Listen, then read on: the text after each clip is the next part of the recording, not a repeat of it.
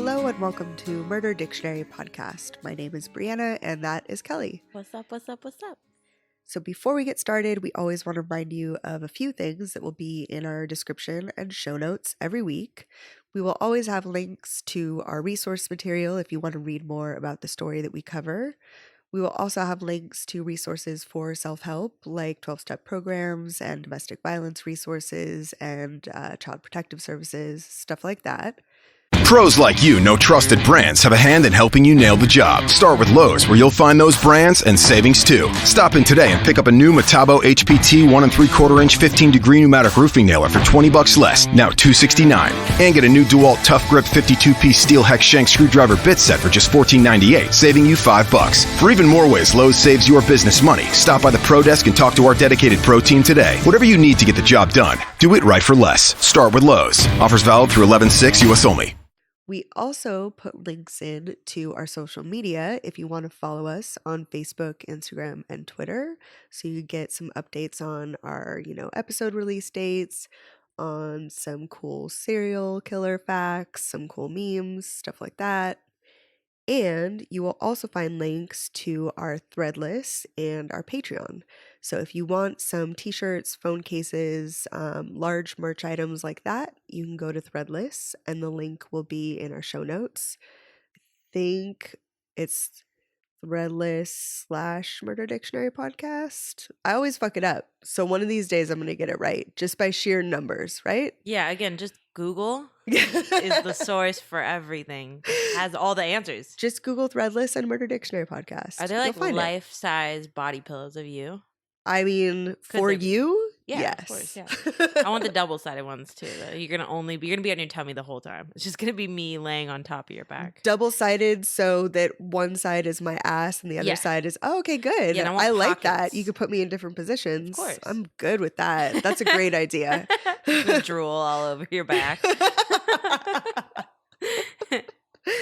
If you want smaller merch items like stickers and condoms and magnets, stuff like that, you can join our Patreon.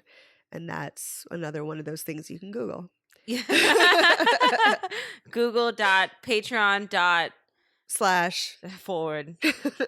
bodypillow.com. Oh, I didn't put together our list of new Patreon people this week. Partially because, I'm really sick and things are hard. So I'm sorry, but next week you're going to get a shout out. There's just so many of them that we can't fit it all in one episode. So you're going to have to. Way too many. Yeah. We're going to do a whole separate thing. We have to because there's just so many. So I apologize for this week, just not having them now. But next week we will shout you out. Apology accepted. Thanks, dude. I needed that. Don't let it happen again. I spend most of the time thinking people are going to hate me. Like you didn't even shout me out, dude. I'm not even listening to this podcast I think they like you more. You no make them want it. So make them work for it. That's true. I do need to be more of a bitch. Yeah, people enjoy that. Yep. So I think... What else? Oh, and I did have a few people reach out to us. We try and get this part done pretty quickly, but I did want to mention something real quickly because I was supposed to have surgery last week and it got postponed. I normally don't, again, want to spend a bunch of time just talking about ourselves. I want to get to the case, but because of scheduling, I want to make sure you guys know that we're not being jerks or slacking or whatever. I was supposed to have surgery last week, but it's postponed to the beginning of May. So they're like, you're way too fucked up to put you on an operating table right now. And I was like, that's really sweet. Don't kill me.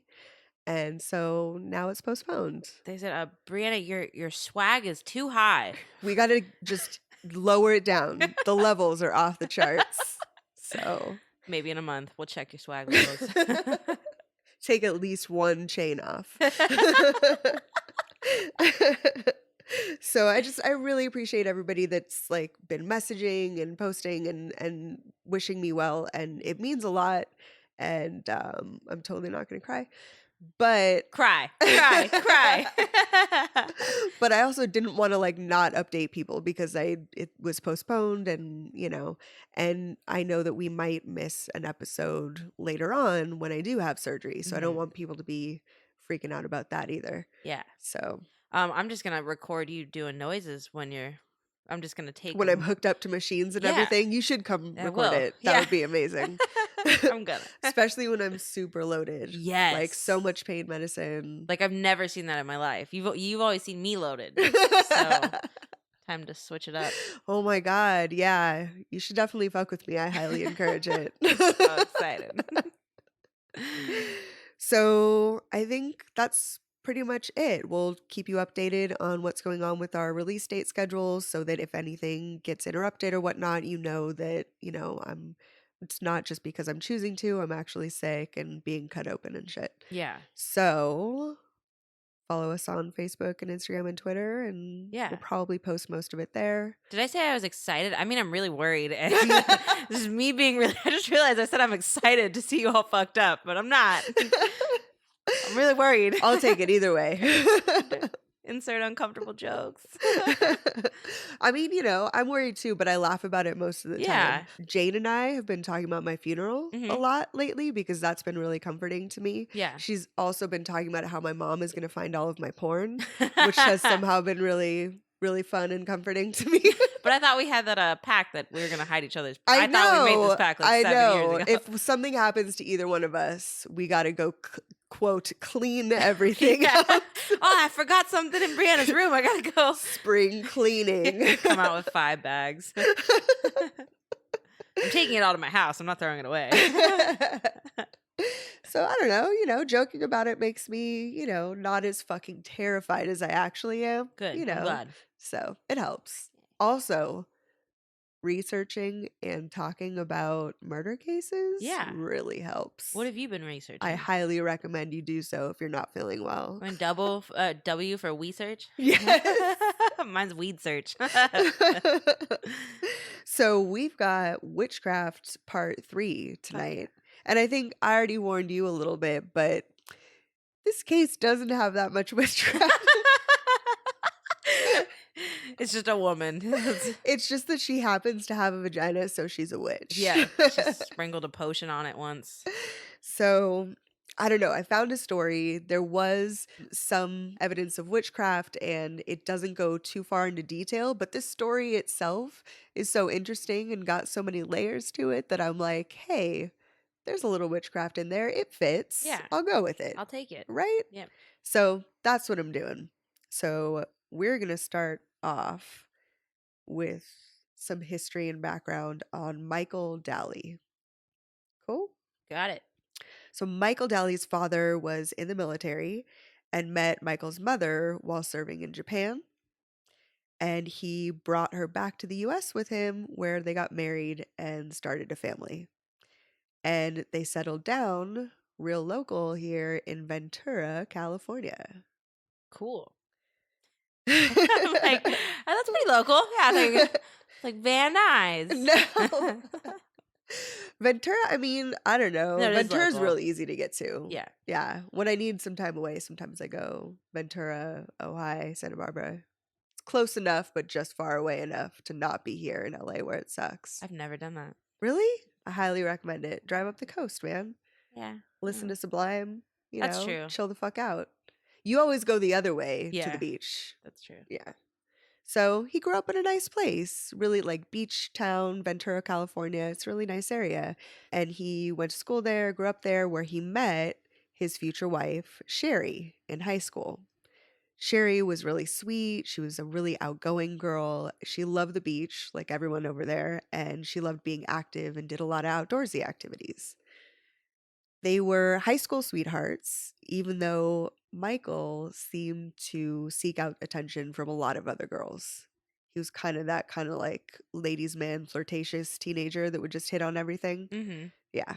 So they were high school sweethearts, but he just wasn't not necessarily unfaithful, but it's not like he only had eyes for her, if that makes sense. Can't tie him down, man. I mean, really, When you try. this teenage D, it's got to be free.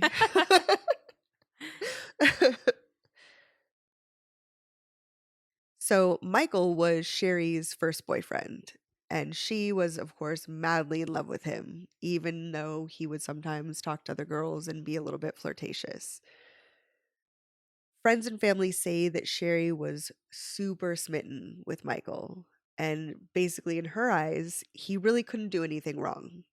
And she never saw any of his flaws, even some of the things that would happen right in front of her face. Oh man, those high school loves. I know. You got to get out and play the field of D. Yeah, once you get out of high school, like nothing they do is right. There's not. It's like everything you do is wrong. High school, you were perfect. So they stayed together though, and they ended up moving in together right after high school.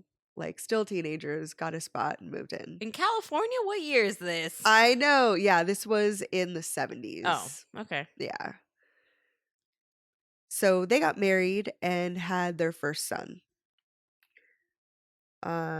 Sherry opened up a daycare center and became pretty well known around the community because she worked with kids a lot. You know, a lot of parents knew her, and of course, since she had kids, then they knew her from the schools. And people really saw her as a like sweet, fun mom, you Mhm. know? She was always really smiley, like in every picture you see and everybody talking about her. Yeah, she was just Like like this? that kind of girl that like you see her and she kind of lightened things up, you know? She Yeah. just had a very nice light presence. Michael worked at Vaughn's in Santa Barbara, and by all accounts, he was also really outgoing, but he was also still very flirtatious, whether it be with customers or with coworkers. He was always pretty much hitting on everybody. Throughout their entire relationship and their marriage, Michael constantly cheated on Sherry, He's just catching pussy in the fucking grocery line. Like, right? just Like how would you like me to bag this? Do you want a double bag? Do you want me to put the eggs first? Do you want me paper to or dip? plastic or latex, non-latex, lambskin. Do you want me to walk you to your car so we can bang in it? There's so many opportunities to like hit on people that most average people are missing every day, but not this guy. No, you catch every opportunity in line. Yeah. I'm just assuming he's a bagger. Yeah, cast a wide net. Yeah. So he had multiple affairs and also frequently saw sex workers. And he Woo! also used cocaine.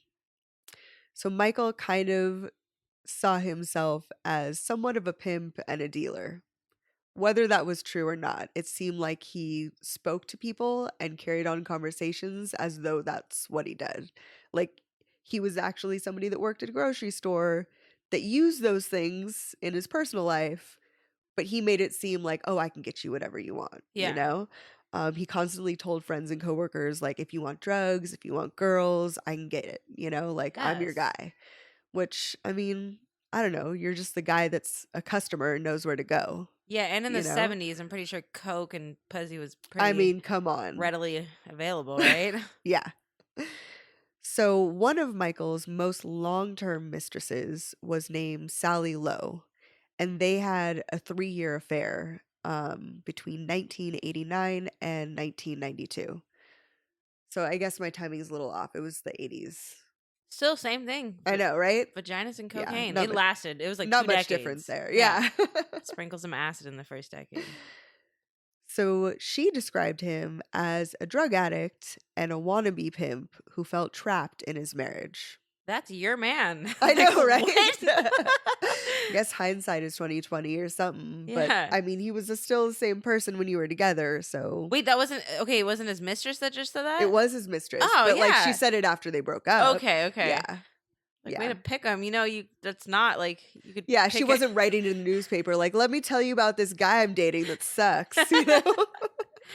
Afterwards, like, she basically had that low opinion of him. Yeah. But at the time, he was still the same person. She was just ignoring all the red flags. Yeah. So during Sally and Michael's relationship, Sherry, his wife, became pregnant with the couple's second child. And Michael was really not excited about the news, of course. Sally says, quote, he felt completely trapped in the marriage. He believed that she got pregnant again because he wanted out of the marriage and she wanted to keep him. Oh man, I hope that's not true. I don't I think babies are ever the know. answer to. I feel like men think that that's a frequent thing that women Yeah. do. Like, yes, I want to keep you, that I'm going to push this watermelon out of my vagina, Right? pay for it, take care of it all day, not have free time. Like, you're no prize. Yeah. But you know what? Sometimes they're right. Women do that sometimes. So I that's guess, but even I more feel like the surprising to me. percentage is so low compared to the percentage of men that think that women are just trying to keep them with babies. Yeah. Like, no, you fucked her, and that's where babies come from. Yeah, and you could still leave. You just send me a check. It's not like I actually get you. So It's just fucked up. I don't know. That dynamic is just fucking weird to use babies that way, that people think that that's a thing. yeah, poor babies. Fuck. I know. Ah. Yeah. God, thank God they did a lot of drugs and became a co-host on a podcast, you know? Or life would suck. True story. So the news about having another child, in fact, made Michael really angry and depressed. Michael looked into divorcing his wife and he met with an attorney. But after talking to the lawyer, he figured that a divorce would be too costly, that it would just be too much money for him, and he decided to stay. That's like the most honest lawyer Right? I've ever. Usually, like, just Like, look. pay me. Right? What? So he gave up on that approach and he decided that it would be easier to kill his wife.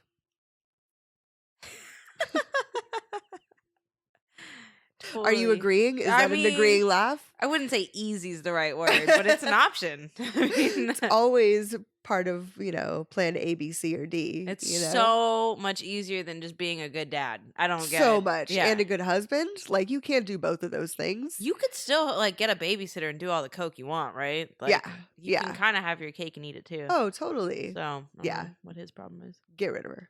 Yeah, kill the wife.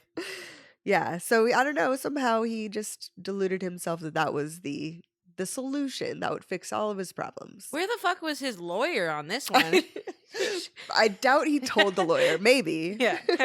So Michael's mistress Sally said, quote, "There were times he talked about stabbing her with a knife, but not only stabbing her, twisting the knife to cause pain. He just wanted her to disappear and be gone. He said if you could never find a body, somebody could never be charged with murder." He's not wrong. It's a logical statement. So this is where she went to the cops and saved this sweet lady's life. You're right. The end. See you next week. Yeah, if only it were that easy. I mean, just don't ignore red flags. Get out, go report it. Like, that's not some lighthearted shit. It's not even a flag. That's like an actual statement. Threat. It's a, plan of violence. A plan. It is a plan. Yeah. So Michael wanted to get rid of his wife to avoid expensive divorce and also to cash out Sherry's life insurance policy, which was about $50,000, and to get her retirement account. So that was his plan. And so he could have full custody of his kids, right? I mean, he just wanted to be a loving father. More time for T-ball. So he didn't only just confide in his mistress. Acquaintances and coworkers recall that Michael talked pretty openly with pretty much a lot of people about wanting to kill his wife. He's just bagging someone's eggs and milk. He's like, I really want to fucking stab my wife. You know how I would do it? I would make sure I twist the knife. You know what these eggs remind me of? Yeah. Yeah, he was a mess. So after about 3 years together, Sally, the mistress, broke up with Michael. They had a particularly bad fight where Michael choked her and he wouldn't let go. And she said basically that, even though she was trying to talk him down, he wouldn't calm down until she just got really intense with him and kept repeating, "I love you," until he relaxed. And got which hard, is super, right? Okay. super creepy. Yeah. If he was talking about killing his wife, what makes you special? Exactly. So yeah, that's just a guy that's violent with women, period. So she became really afraid of him and she ended their affair. So a little time passes, and after being with his wife Sherry for about 12 years at this point, Michael began seeing another woman. he began dating his coworker named Diana Haun, who worked the night shift at the deli counter at the same Vons as him. So Diana had previously been in another relationship with a married man, and even though she knew that Michael was married, she decided to date him anyway. Because he was going to leave her, right? Oh, this and was going to stuff? be the one. Yeah. He was just going to drop everything. Yeah. It's going to work this time. This is the one. So, just like Michael, Diana was also the daughter of a military father who had a Japanese mother. So they had that in common starting off. Diana had a seemingly normal background and came from a stable family. Many people described her as really polite and kind of shy, a little bit soft spoken. By all accounts, she was kind of a wallflower, a little bit mousy, and some people even said that she was kind of maybe naive and kind of childlike. So not very worldly or experienced. She was definitely not a very mature woman at Which this is kind of point. weird for army kids because they always, you ever notice? Yeah, like, there's so much structure and yeah. And they've been like 1,000 places. They're like, oh, I lived in Costa Rica for a year. Right? I was True. born in Brazil. Like what the fuck? They're always usually pretty cultured. Yeah, that is unique. Interesting. I didn't think about it that way. Yeah. You're welcome. So the only challenge that Diana had in her childhood or growing up at all was during her sophomore year of high school in 1977 when she was actually hit on the head by a basketball backboard that was collapsing. It fell on her. No. Yes. Yeah. It was a pretty fucked up injury. No. Yeah. In fact, after this, she was in a coma for 3 days and she was bleeding on her brain, and it led to a lawsuit which had a settlement. So it was a serious injury and she was down for a while. Hope so. Holy shit. Yeah. So her settlement gave her $1,077 a month until the age of 65.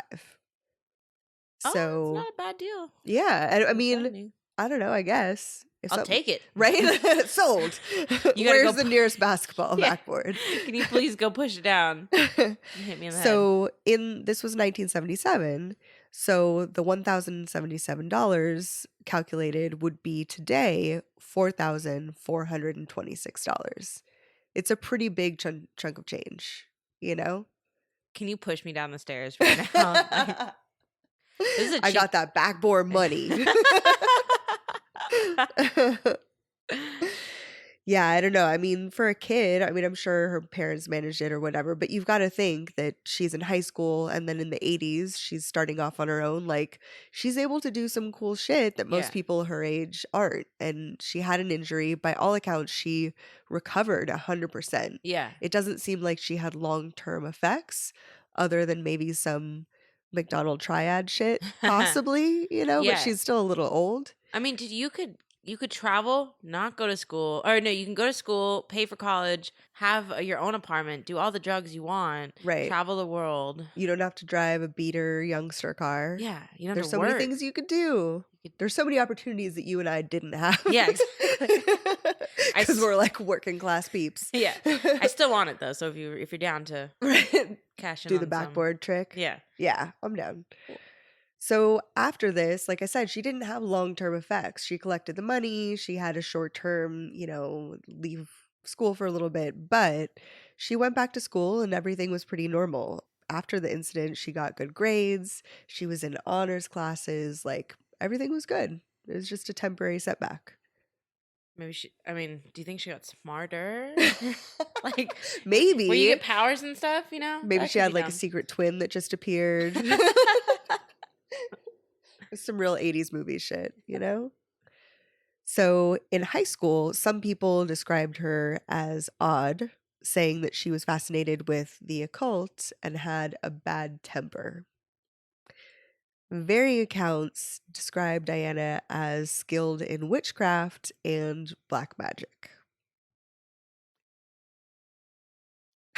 Okay. I feel like your face is like you want to say something. I just, for being a little wallflower and But I mean, that's good. It's why think people of have all to the be so ladies in the stereotypical. craft. There's no, yeah, but there's no outgoing, like, I'm a fucking witch. Cheery witches. Yeah, there's no cheery witches except for that one bewitched wiggle your nose type witch. Oh, I She's love kind of her. cheery. Yeah, she's cute.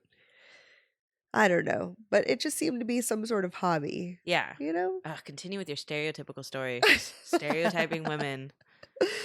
So Diana would bring up the subject of Satanism with coworkers and acquaintances pretty frequently. She had no problem talking about the occult and alternative religious practices, anything like that. She's so pretty open. they work together? See, on one end of the story, you have someone talking about killing their wife, and then the other one you have the occult. Yeah. It's like produce aisle sucks, meat department sucks. They're both pretty depressing. Right? So she told people that she was a witch who practiced black magic and white magic. Most people try and play it off like they do white magic and that's it, which may be true. I don't know enough, but I feel like it's pretty interesting that she was like, no. I do black magic. Yeah. Yeah. She's a versatile. Yeah, well-rounded. Yeah.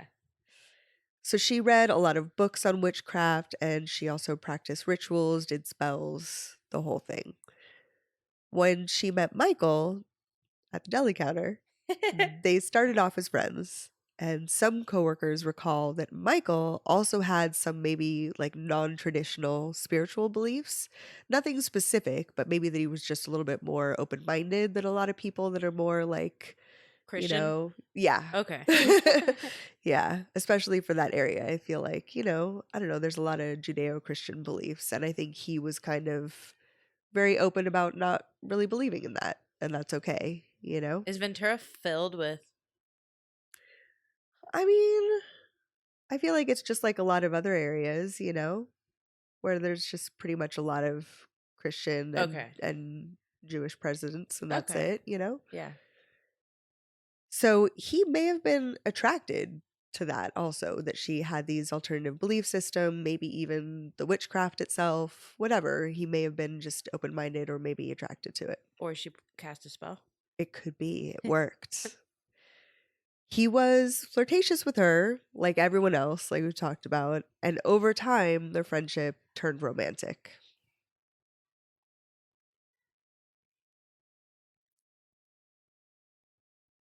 Why do children exist? I don't know. We could do some practice rounds where we just throw them off the stairs first, and then you can throw me, because we want to get it right. So.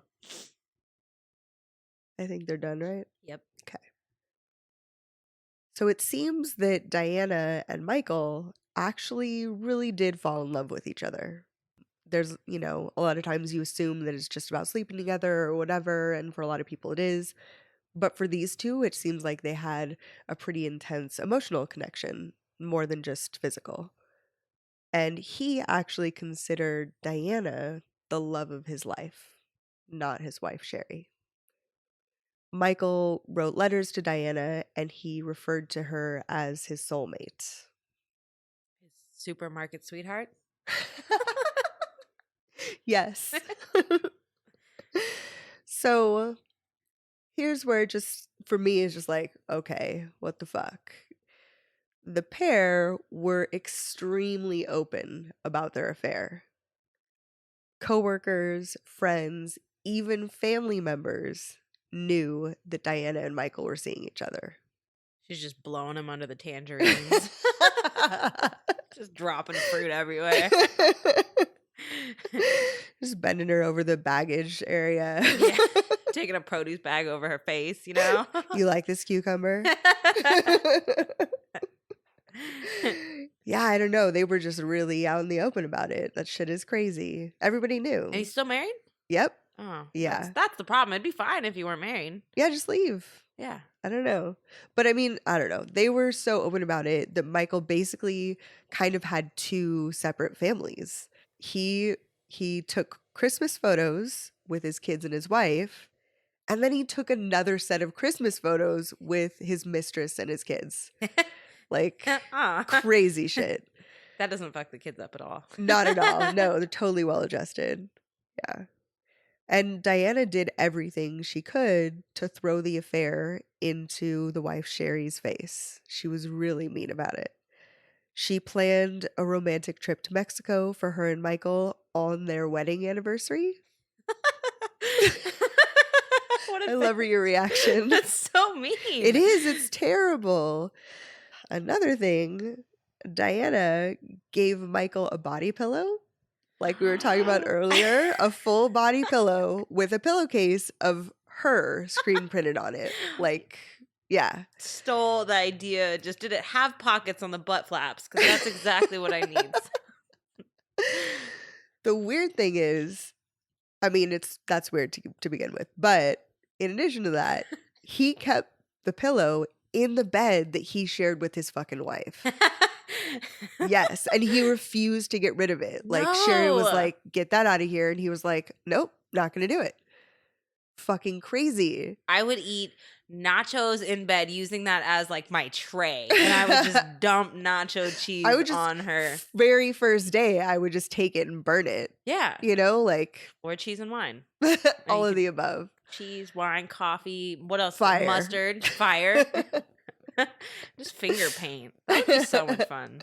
You gotta have fun with it, right? Like if someone's trying to make you Try miserable. to punk you like that, yeah, you got to make them miserable back. Exactly. I don't know. I don't know how any of this could go on like this. I would raise hell, you know?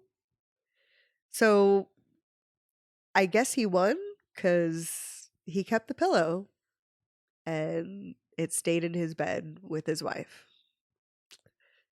So even though obviously she wasn't okay with it, but she put up with some things, eventually she kind of hit her breaking point, and Sherry confronted Diana and told her to stay away from her husband and kids. Diana, during the confrontation, she was really visibly like shook up by it, but she didn't say much. She kind of kept quiet. There's not much like you can argue much, you know? Yeah. So she just took it. She let her talk and whatever. And a witness at the argument recalls that Sherry said, "You will be with Michael over my dead body," and then stormed off. Oh man. After this confrontation, Michael moved out for a few months. And he told his wife that he needed some space so he could basically think about things and figure out their relationship and figure out what the future held. But the truth was that Michael actually moved into an apartment with his mistress, Diana.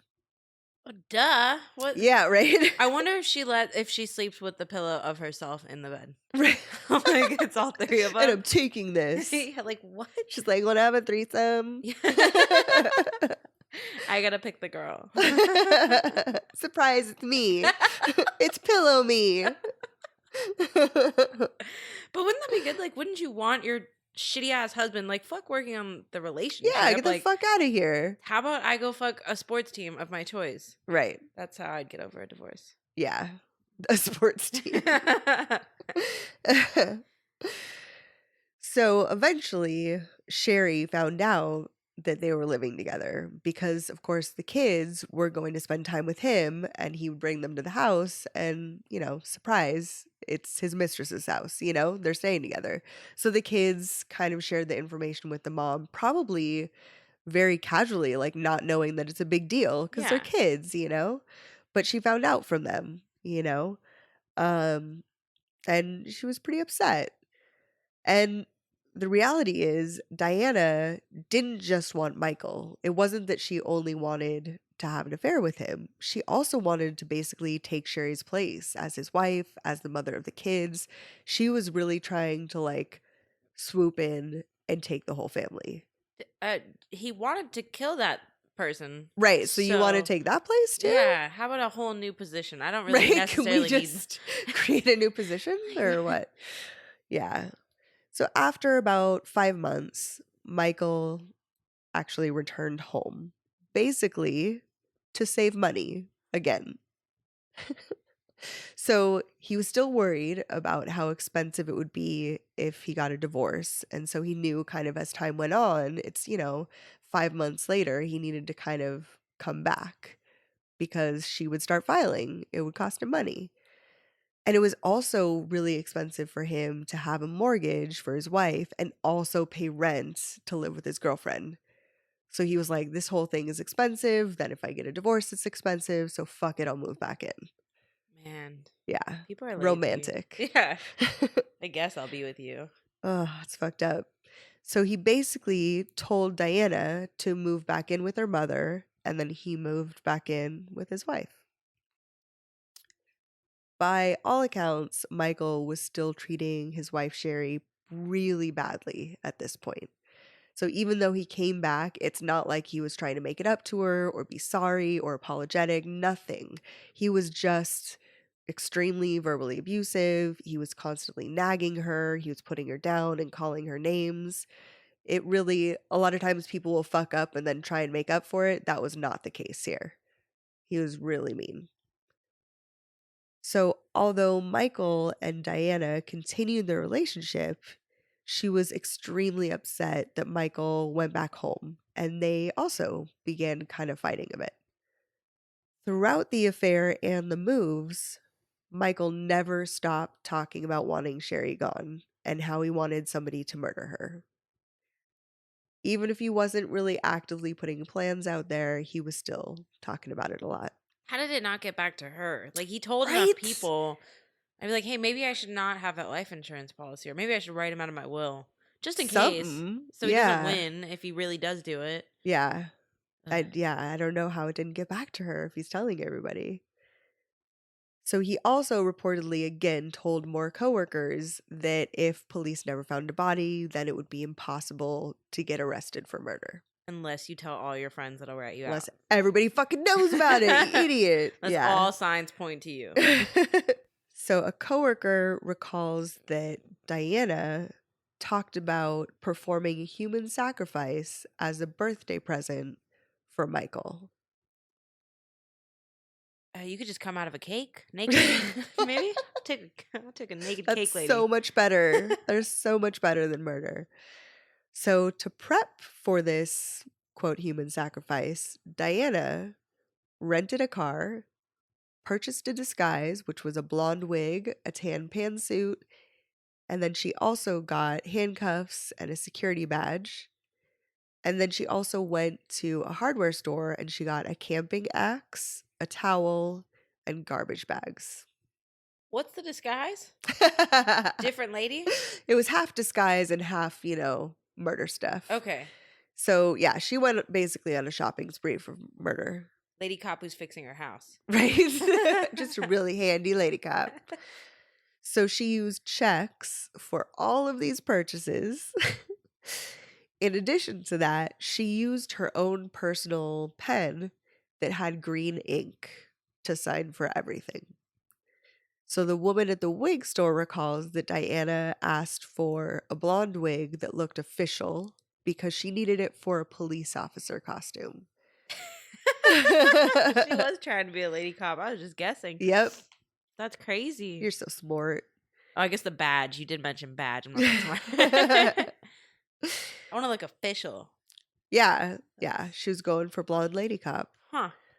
So before using the car in the crime, she altered the numbers on the license plate so that the car couldn't be identified.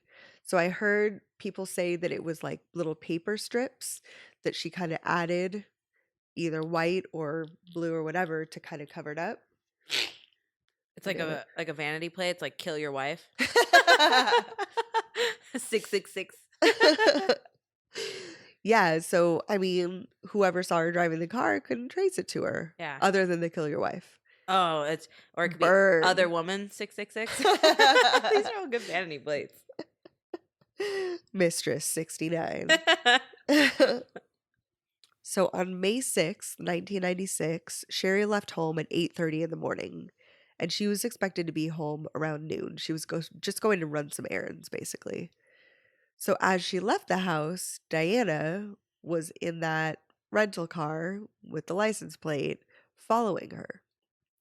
So she followed her to Target, and she waited outside in the parking lot in the rental car. She waited for Sherry to do her shopping and come back. How could you wait outside? You have to go in Target, right?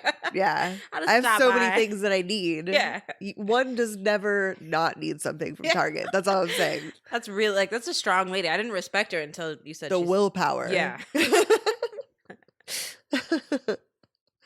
So she goes in, starts shopping around, and you can see her on surveillance camera and stuff. And she talks to someone that works there that she knew. And then she comes out and goes to her car. And as she's getting in her car, she puts her bag in and then she goes to put the keys in the ignition.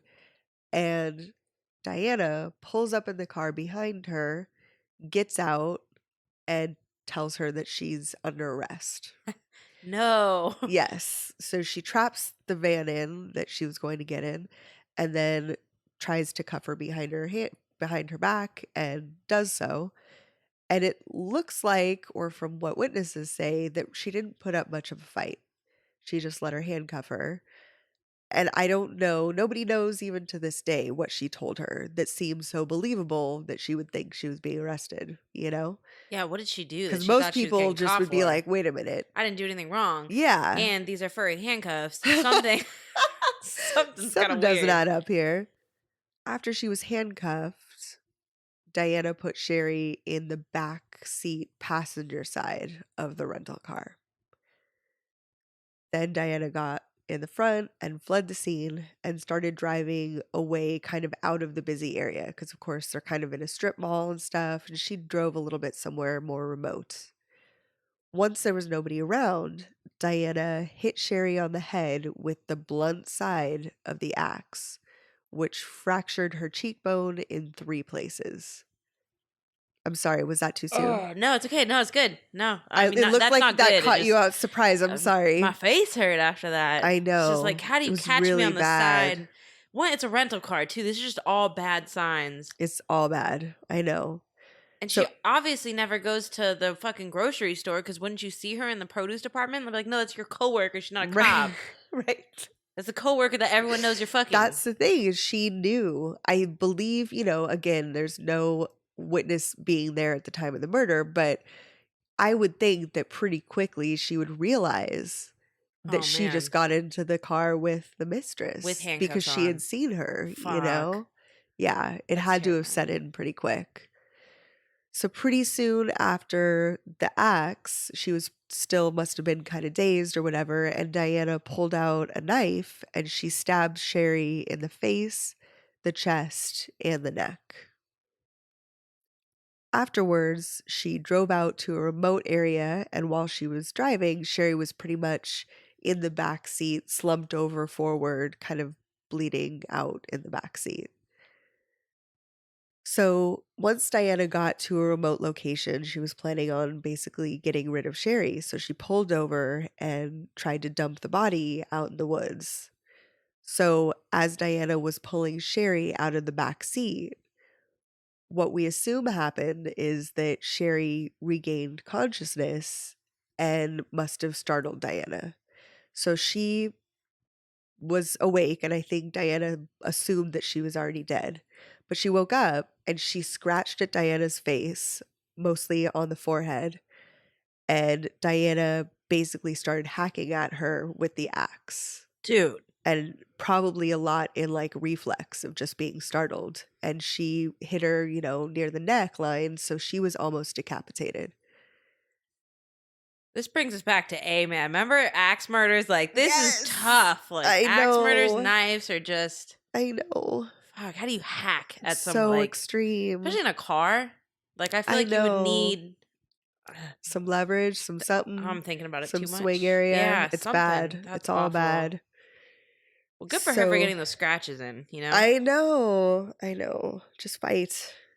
But unfortunately, I mean, it was too much. She had the knife, she had the axe wounds, and she did actually succumb to her injuries. So Diana dumped Sherry's body in a steep ravine north of Ventura, kind of in a remote wooded area.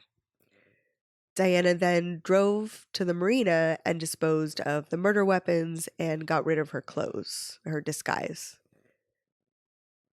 Wouldn't you put the body there? In the I'm sorry. marina? Yeah. I Or don't not the know. marina, but like the ocean. Yeah, Actually, I don't know. no, it would come A up, lot of I'm times sure. that goes wrong too. That's true. I've Everything seen the comes back. jinx. It's true. Yeah, I don't know. I mean, just don't murder. Then you don't That have to hide a too. body. That too. Yeah, I don't know.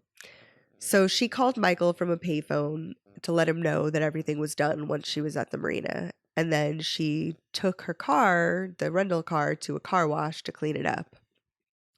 And Michael at this time was kind of going about his day like nothing happened. He was at work, he was just acting normal, nothing seemed out of the ordinary. Diana went home after this and she cleaned herself up and then went to work like nothing happened. That afternoon, Michael acted surprised when his children's school called and asked him to pick up his sons because his wife Sherry never showed up.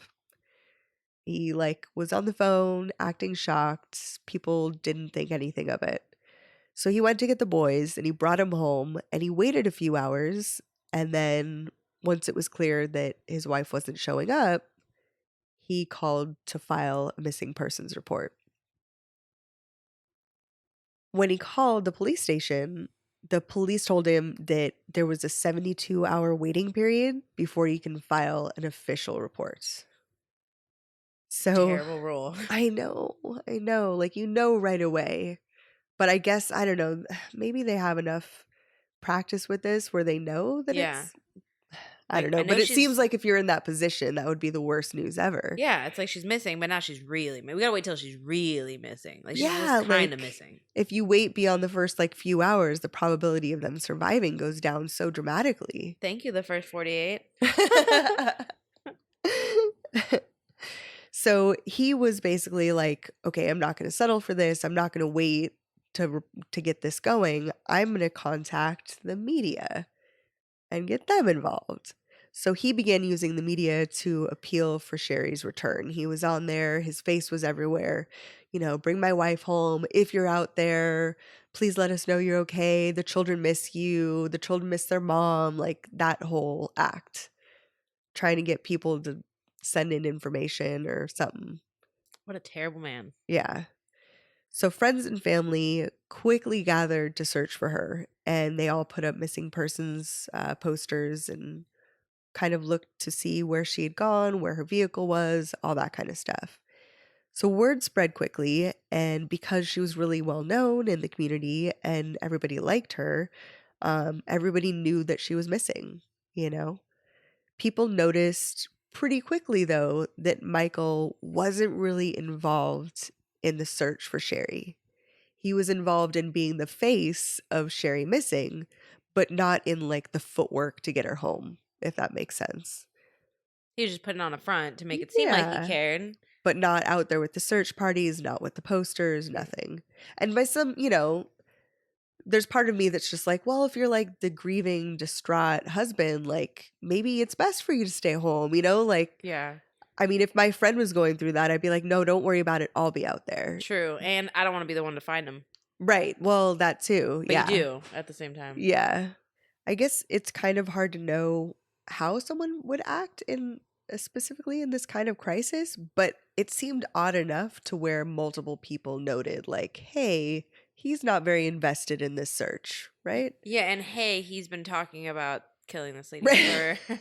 Just, I mean, it would be I don't think they realized that at that point, but... Yeah.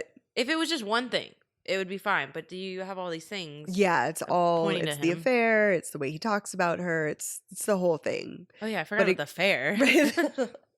But yeah, I think that it was enough for multiple people to be like, yeah, that's not the way someone would act if they really, really wanted their wife back home. Yeah. It was just the media that he was focused on. So soon after the searches started, they found Sherry's van in the Target parking lot. So they began questioning employees and looking into Target. So then they got their surveillance video. So they looked at that, and when it was seized, they found her shopping. They could see basically her last moments alive, where she was talking to her friend that was in there. She was walking around shopping for things. They saw her leaving, and that was it. Nobody saw her after that. So now they knew the last place she was. Once they questioned more people, a witness came forward that said they'd seen her in the parking lot and it looked like she was being arrested. The person described the arresting officer as blonde in a pantsuit wearing sunglasses. Since the affair was public knowledge, detectives decided to look into Diana and Michael. I mean, it's a good place. It's usually the people closest to you. She could have just done it in any other parking lot besides Target. Like, that led them directly to, like, I don't know. What's a good parking lot, Kelly? I don't know. That's the one next to Target The or best something. parking lot for murder is. Yeah. Like, I guess you could have just seen that. Like, if you wasn't in the Target parking lot, you would have never questioned anyone that thought they might have seen her get into a car. Yeah, maybe. So. Yeah, I don't know. But I don't know. I think there always should be someone somewhere thinking something's wrong here and reporting it. I'm going to do it better. I'm going to get away with it. You are? Sweet. So police got a description of the vehicle, the one that basically was her rental car, and it didn't match the vehicles that were owned by Michael or Diana. So they smartly thought to look into rental car companies. Cool. So sure enough, they found a rental car place that had actually rented this teal Altima that the witness had seen to Diana Haun the day before Sherry's disappearance. So they decided to go question Diana, even though they knew that the description was a blonde lady and Diana didn't match this. They still wanted to take her in for questioning and see what she had to say. Yeah, if you thought that it was a rental car and then you see that she rented a fucking car, right? How, like, she's obviously trying to cover something up, so it's good. You got to question her. Could you imagine the excitement of the cops? Just like, oh, nailed it! No, I had a feeling. So they went to her house to pick her up, and she answered the door wearing all black lingerie. Okay. Moments later, Michael appeared behind her wearing only his boxers. They black too. I feel like this is straight out of a movie or a detective show. He's like, is that the pizza? Right? Oh, whoops. I feel like I've seen that so many times in crime shows, right? Yeah, and porn. That too. That's what I'm thinking. That's what I mean by crime shows. So they brought both of them in, of course, because they needed to question both of them, right? And they're together. It's weird. So they brought them in. When they brought them in, they also executed search warrants for their homes and the rental car. So when Diana was questioned about the rental car, Diana claimed that the agreement that was on the paperwork was forged and that she didn't rent the car. Someone did it in her name. During interrogation, detectives questioned Diana about a tip that they received from one of Diana's coworkers. Her coworker said that the day after Sherry's disappearance, Diana showed up to work with scratches on her forehead. And the detectives wouldn't have seen this because she actually wore her hair, like her bangs down, and it covered everything. So they would have had no idea unless someone reported it. So they made her pull back her bangs and they took pictures and everything. And sure enough, it looks like she has a couple fingernail scratches going downward on her forehead. When detectives asked her what happened, she said she was on a bike ride and a bunch of guys were like catcalling her and whistling. And she was so distracted by it that she fell off her bike into some bushes. That's a terrible excuse. How about I gave my cat a bath? That's it. That would have worked too. You got a black cat. But she also used that bike ride for her alibi. Oh, okay. And it's not like you could check that alibi because she was alone on a bike ride, you know? So it's very flimsy, but still that's what she said she was doing at the time of Sherry's disappearance. Michael actually had an alibi because he was actually at work. Everybody saw him at work. He punched in and punched out, so there was no question of where he was.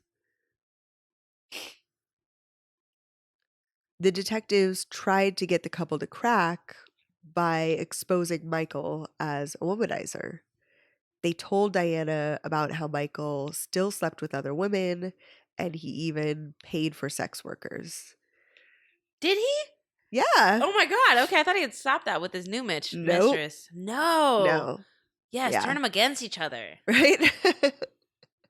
So they also told her that, he had a bit of a coke habit. It's unknown if she knew that or anything. I She's don't like, know. no way. Ugh, that's crazy. Diana was like visibly rattled and distraught by this news, especially the other women. It seems she really didn't know that he was continuing to see other people. So she got so upset that she asked to see Michael. She's like, no, I need to talk to him, blah, blah, blah.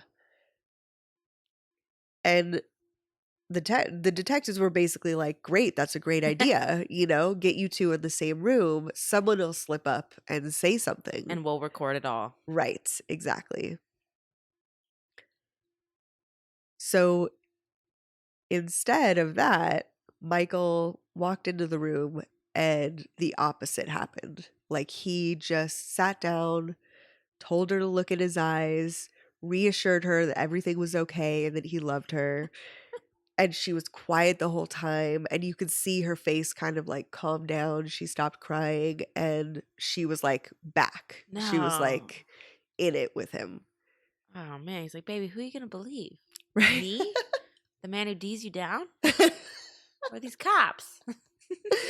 Yeah, it's like she didn't even get a chance, it seems, to even confront him about anything. She was just upset and he walked in and he's like, everything's gonna be okay. And she's like, oh yeah, you're right, everything's gonna be okay. This would only work if he's Leonardo DiCaprio. Like that is it. It just gives you that gaze and You're such a Leo groupie, I love it. do anything for Leo. So he also told her that the cops could only hold them for 24 hours. So she just needed to be strong. He told her, it was going to be okay. He'd see her very soon once they both got released and it would be okay. That's He's it. so right.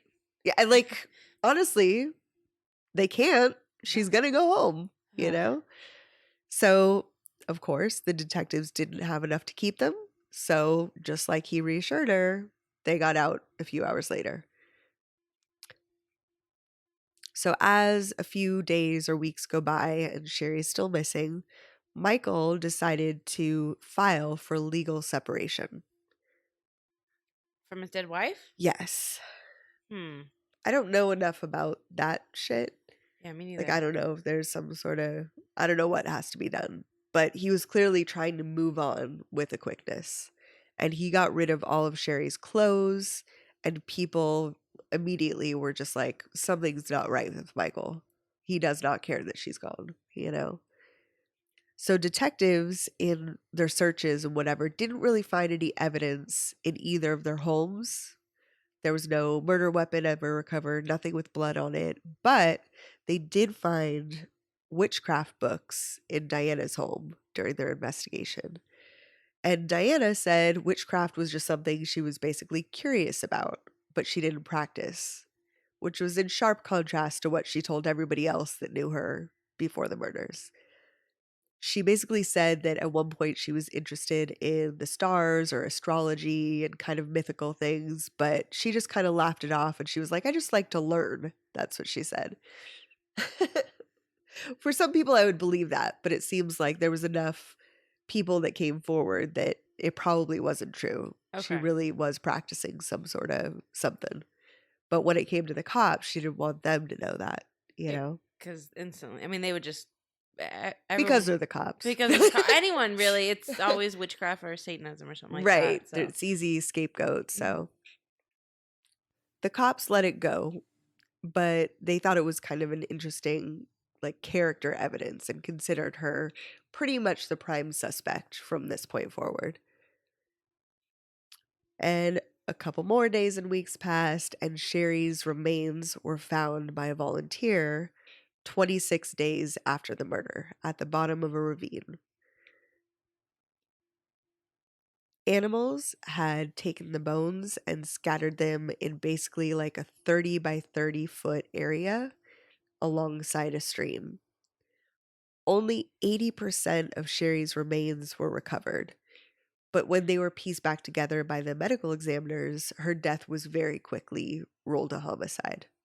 Yeah, she got a broken face, right? Yeah, there was a lot of, you could see knife wounds to the bones on Ugh. certain parts, and then of course the axe injury, and they definitely could tell that it wasn't natural causes. So it's bone, so there's no way to get fingernail scrapings. Fuck. Right. I know. So her chest had been stabbed, her skull was fractured, and her neck area showed signs of being struck by both blunt and sharp objects. The body was in such a decomposed state, however, that the ME said it was impossible to determine conclusively, like, which sequence of injuries happened, where it happened first, or the time of death, and which injury was actually fatal. An examination of the car that Diana rented revealed human blood soaked into the rear passenger seat as well as the floorboard. The blood appeared to have been rubbed in an attempt to clean it. Detectives say that it looked like a person had been injured in the back seat and was leaning forward and bleeding profusely onto the car floor. Do you think they rented the car out after? Right? Like, I was thinking of that too. Like, were there other people driving this car, not knowing? Like, they show up for a business trip, only use the driver's side, Mm-hmm. can't even see that there's something fucked up going in the back seat. It just smells like pennies in the car and you don't know why. Oh, It's weird. gross.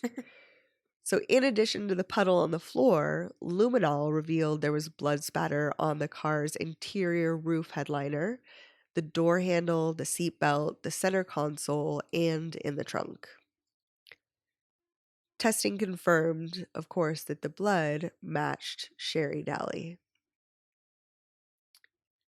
In addition to the blood, investigators also found multiple blonde hair strands, and they hoped that this would basically match the killer. Yeah. They were like, "Oh, we found hair. We got him," you know? But there's no DNA because it's a wig. Exactly. So when the strands were tested, it was revealed that they came from a wig, which made it all the more likely that Diana was indeed the person. Further investigation revealed that Diana had also purchased a blonde wig from the wig shop and basically put together the whole murder kit that she purchased at the hardware store. And it also, they kept investigating and they found all the checks that she had written for those purchases. And again, they were easily traced back to her just on a surface level by that green ink pen. Like, even if you didn't do any analysis, it's very weird to sign with a green pen. Yeah. So there's no way for her to be like, this is over and over forgery, you know? The same green pen. Right. It's almost like she wants to be caught. Almost. Almost. So, of course, they searched her purse and they found that green pen. And Oh my God. they put it into evidence for Why? testing and everything. You threw everything else in the marina and the ravine. Right. What the fuck, man? Well, clearly she wasn't thinking about it. Like, But you brought out the green, like, I don't know. No, yeah, I guess you wouldn't notice. In You hindsight, don't even it's think. easier. Yeah. You're just like, oh, I'm signing this. Mm. Yeah. If she didn't think to pay cash instead of check, she's not thinking about the pen. That's all I'm saying. Yeah, you should have just all cash. So, of course, the rental car agreement that she claimed was a forgery, like I said, was also signed in green pen. So they brought in a forensic document examiner and a handwriting analysis expert, and those experts matched the pen and the ink and the signatures all to Diana. So Diana was arrested and charged with murder. Our analysis is you're You fucked. did it. Yeah, you're the killer. So detectives then set their sights on proving that Michael had also been involved. So the only thing they really had to do was seize phone records, because once they looked over those, they could see that Diana called Michael many, many times that entire day. Before, during the whole process, after, he was every step of the way involved. At work? Yeah. So she called him at work? I think she called him at home and at work. Oh my goodness. Yeah, I mean, I didn't see the phone records myself, but the way that they lay it out is, I mean, Ugh. they were talking the entire day. Such Yeah. a burn. So soon after, Michael was arrested and charged. So Diana didn't get along with her two public defenders. They wouldn't let her take the stand, even though she wanted to. But I don't feel like she would have made a very good witness. It seemed like she wasn't very likable, to be honest. So they probably made a good choice there. Her defense attorney described Diana as a vegetarian who couldn't harm another person. And the defense attorney basically suggested that she was manipulated by Michael and she was drawn into this murder scheme unknowingly to just do this for the man that she loved. And it made it seem like she was a victim. But then they just contradicted each other because they said she's a vegetarian who can't harm anyone. But then you're saying that she did harm someone, but she did it for a reason. Right. Exactly. What? Yeah. So Michael's attorney insisted that Diana killed Sherry in a jealous rage, basically without him having any involvement, and called Diana a psycho, crazed, whacked out witch. Whacked out witch. Yeah. Sounds like a new Rob Zombie song. Good vanity plate too. So Michael's ex-mistress, Sally Lowe, remember her from way back? Mm-hmm. She came in and testified about how he'd talked about killing Sherry years before this whole thing happened, way before the affair with Diana had come into existence. Yeah. So many stupid people in this story. So many, so many. So after a 6-week trial, Diana was convicted of first-degree murder. She was, woo! Woo, woo, woo. She was also convicted of kidnapping, conspiracy, and she was sentenced to life in prison. Yes. Michael was also convicted of the same charges, and the jury deadlocked on giving him the death penalty, so he was given a life sentence. Yes. After the conviction, Michael basically said that it wasn't his fault that two women wanted him so badly that they were fighting over him. Like, he was the biggest douchebag in interviews ever. Again, only Leonardo DiCaprio can use that as an excuse. You can't use Leo privileges. Yeah, you're not Leo. So it's not my fault. I'm just so hot. I don't know why I make his voice like that, but I'm so hot. That's exactly what he sounds like, actually. Yeah, it was just crazy. He was just insane. Such an egomaniac and an asshole. Dude, you were talking about it the whole time. I know. I can understand why she might have gotten that idea. Not that it's the right idea, but you put that idea in her head to a certain degree. You were okay with it. If she had proposed that, he'd have been like, hey, I'm not going to fuck you anymore. You're a little crazy for my type. But obviously he was okay with the thought of possibly killing his wife. You know? Totally okay with it. And probably involved in some of the planning. We don't really know how much he was involved in, hey, why don't you do it like a police officer that arrests her? Yeah. He may have really been the one feeding that much into her brain. She may not have come up with that idea without him. Bet you she came up with the green pen idea. So since conviction, the judge has rejected Diana's plea for a new trial.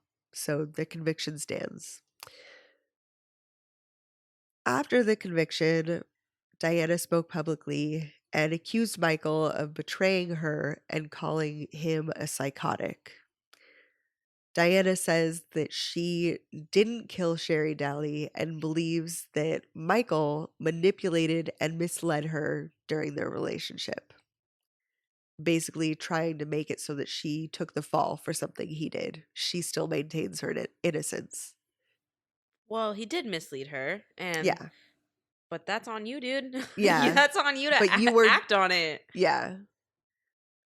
Yeah, she was definitely, it seems, the one that committed the crime. Where the fuck was your anti-misleading spell? There's a candle for that. I know. The saddest part is the kids. Yes, that's, I know. Fuck, man. You just lost your mom, and you have a shit dad and husband with a shit stepmom. Sort of. I guess. They're both in jail. Yeah. So you're just lonely. You're kids of the system. Yep. Fuck. Diana said the Mike I had fallen in love with never existed, and it was all false. She says that she misses simple pleasures like going to a movie or shopping, and she especially misses her family.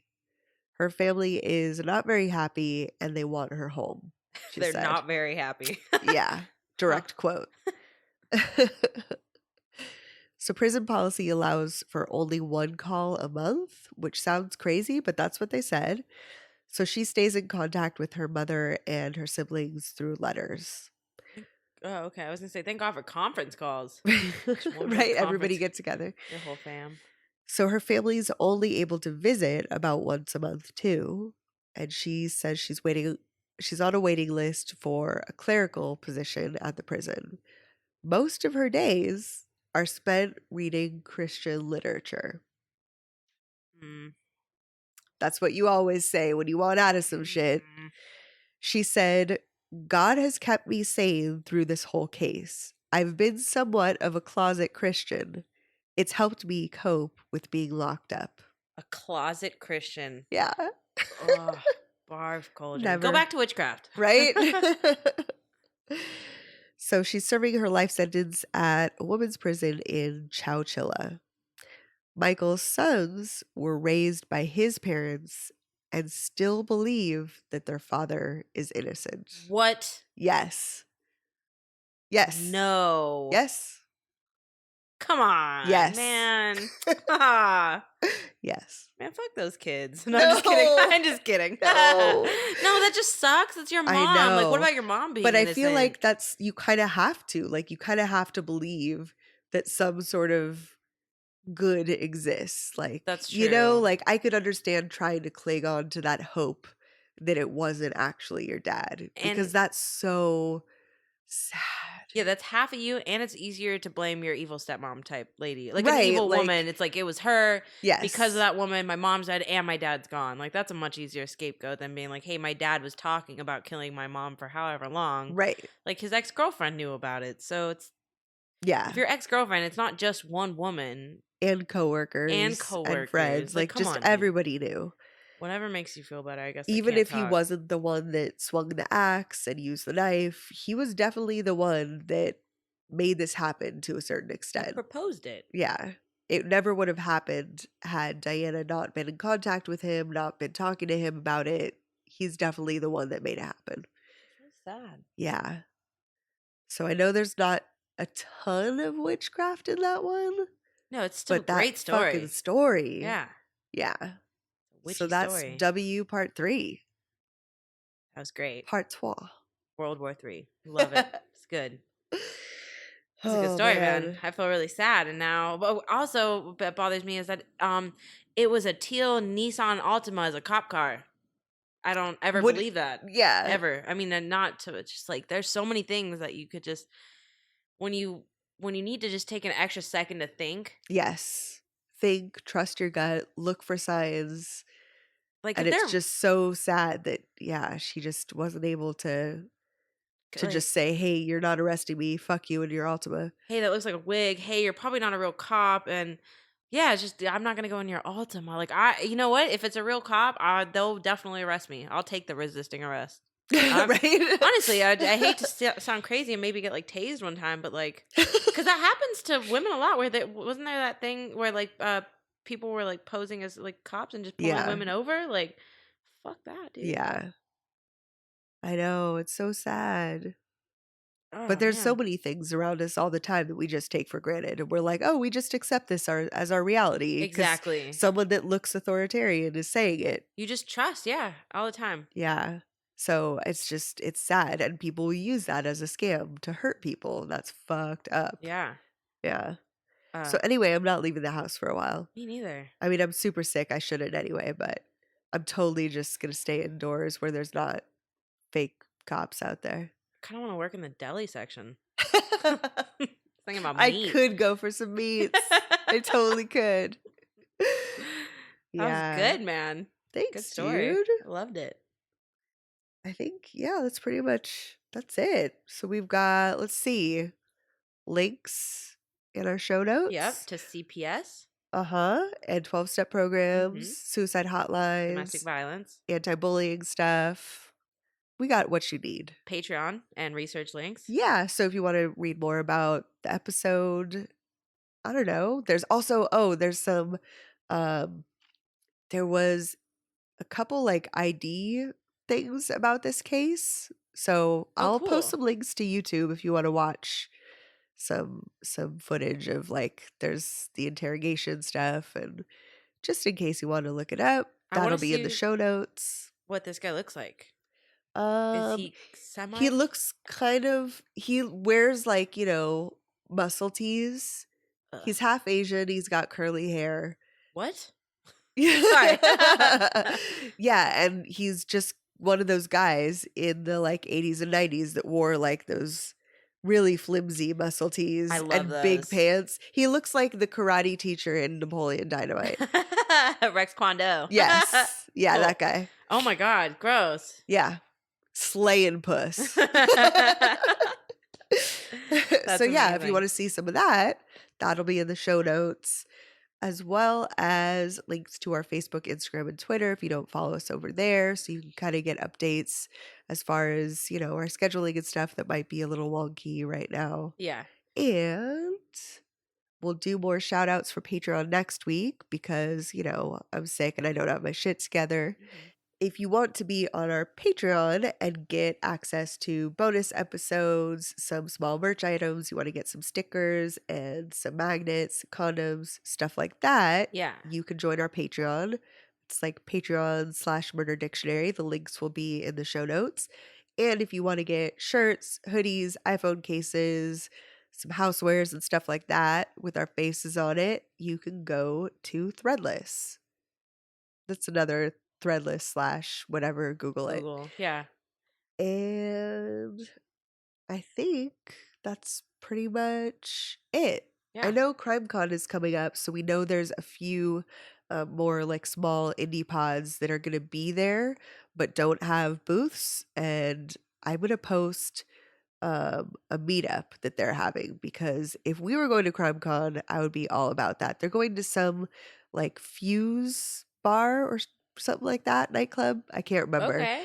And so I definitely want to post that, because whoever is going to CrimeCon should definitely check out that meetup. There's going to be a bunch of indie podcasts there, and I'm really jealous that we're not going to be there.